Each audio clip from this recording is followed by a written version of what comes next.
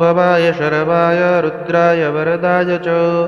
पशूनां पतये नित्यम् उग्राय च कपरदिने महादेवाय भीमाय त्र्यम्बकाय शिवाय च ईशानाय मखघ्नाय नमस्ते मखघातिने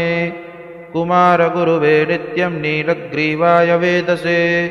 विलोहिताय धूम्राय व्याधिने न पराजिते नित्यं नीलशिखण्डाय शूलिने दिव्यचक्षुषे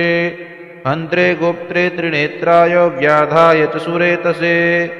अचिन्त्यायाम्बिका भर्त्रे सर्वदेवस्तुताय च वृषभध्वजाय मुण्डाय जटिने ब्रह्मचारिणे तप्तमानाय सलिले ब्रह्मण्यायाजिताय च